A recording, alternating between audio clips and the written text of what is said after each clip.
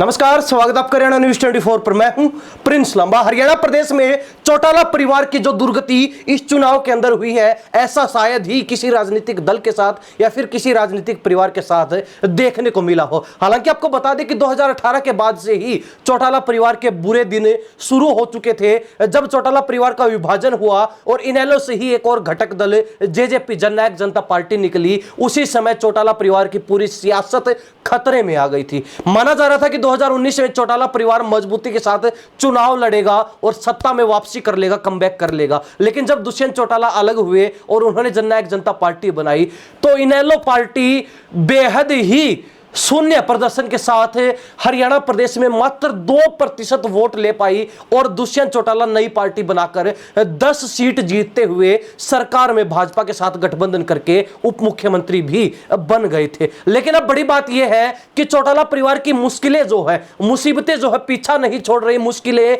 2018 के बाद से लगातार बढ़ती जा रही हैं। 2019 का विधानसभा चुनाव या फिर 2024 का विधानसभा चुनाव, दोनों ही चुनाव के अंदर चौटाला परिवार की किरकिरी हो गई पूरे हरियाणा प्रदेश में। और अब इनेलो पार्टी के ऊपर, अभय चौटाला के ऊपर एक और बड़ी मुसीबत आन खड़ी है पार्टी के अस्तित्व की। और अभय चौटाला अब पार्टी का अस्तित्व बचाने के लिए जुट गए हैं। माना जा रहा है चुनाव आयोग की जो नियम और शर्तें बताती हैं, वो कहती हैं कि अब इनेलो पार्टी से जो है उसका चुनाव चिन्ह यानी कि सिंबल चश्मे का निशान छीनने वाला है। और दुष्यंत चौटाला भी ताक में है कि अगर इनेलो से वो चुनाव चिन्ह छीनता है तो वो चाबी से बदलकर इनेलो का चश्मा का जो चुनाव चिन्ह है उसको प्राप्त कर ले। हालांकि आपको बता दें कि ये बात क्यों कही जा रही है। अभय चौटाला इसको बकवास बताते हैं, लेकिन चुनाव आयोग की नियम और शर्तें क्या कहती हैं वो आपको बताते हैं। अगर किसी भी पार्टी को खराब प्रदर्शन के चलते सिंबल छीनने की नौबत आती है तो वो पार्टी कैसे अपना सिंबल बचा सकती है, उसके लिए 5 नियम है। या तो उस पार्टी को विधानसभा चुनाव में 2 सीटें जीतते हुए, 2 विधायक अपने प्रत्याशी चुनते हुए, विधायक बनाते हुए 6% वोट प्राप्त करने होते हैं।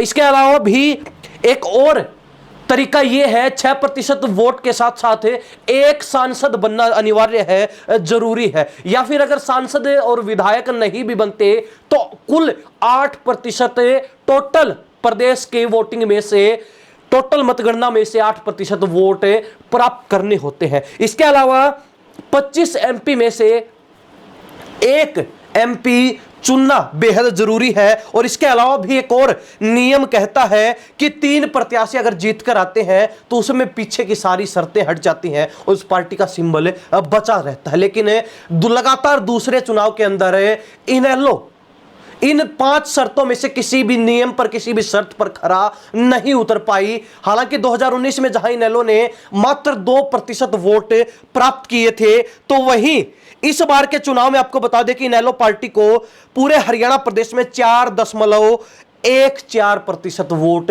प्राप्त हुए हैं। तो ऐसे में ना 6% वोट ले पाई।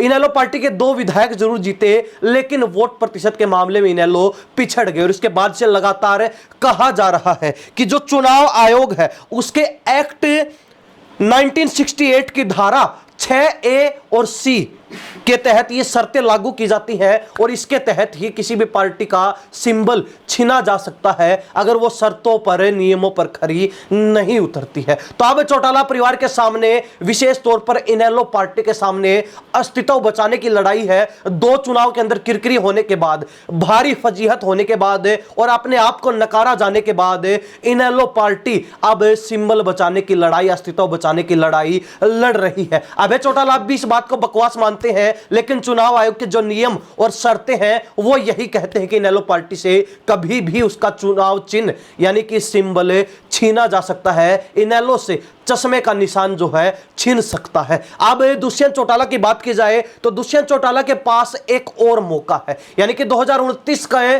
चुनाव में दुष्यंत चौटाला के पास 2029 का चुनाव एक और बड़ा मौका है। अगर उस चुनाव के अंदर दुष्यंत चौटाला भी इनेलो की तरह खराब प्रदर्शन करते हैं तो जेजेपी का चुनाव चिन्ह भी छीनना संभव हो जाएगा।